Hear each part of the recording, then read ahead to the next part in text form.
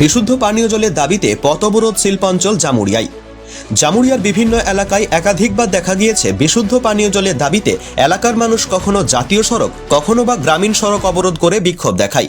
সেই রকমই বিশুদ্ধ পানীয় জলের দাবিতে জামুরিয়ার শিরিষডাঙ্গা ফুটবল ময়দান সংলগ্ন জামুরিয়া চুরুলিয়া রোড অবরোধ করে বিক্ষোভ দেখায় স্থানীয় মানুষজন। শুধু চুরুলিয়াই নয়, এদিন একই দাবিতে দামোদরপুর এলাকাতেও পথ অবরোধ করা হয়। তাদের দাবি, কল আছে, জলও পড়ে, কিন্তু বিগত 3 মাস ধরে কলগুলিতে যে জল আসছে তা দূষিত এবং পানের অযোগ্য। এই দূষিত জল খেয়ে মানুষ অসুস্থ হয়ে পড়ছে। শারীরিক নানান সমস্যায় ভুগছে শিশু থেকে বৃদ্ধ। জল খেয়ে লোকের ডায়রিয়া, বমি লোক মরছে এখানে আমাদের গ্রামে। অত ওদিকে ভালো জল পেয়েছে, আমাদের এখানে ভালো জল পেয়েছে না। আমরা সব জায়গায় সমান জল খেতে পারবো, গরিব লোক আছে আমরা। কোথায় পাবো জল? সেইটা আমাদেরকে দিচ্ছে।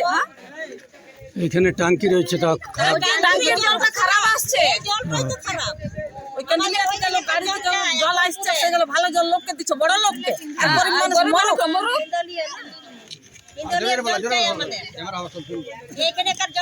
আমরা জল খেয়ে ছিলাপিলে, আমরা গরিব মানুষ, দিন মজুরি লোক, কিনে খেতে পারবো জল? আর কত কিনতে পারবো আমরা? কতদিন থেকে খারাপ আসছে? আসছে আমরা 1 মাস হয়ে গেল। কতদিন সহ্য করবো আরো?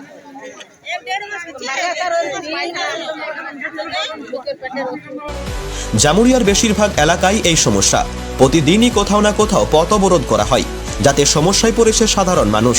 পানীয় জলের সমস্যা থেকে কবে মিলবে সুরাহা, অপেক্ষায় রয়েছে অবরোধকারীরা। Bureau report, activist Bangla, Jamuria.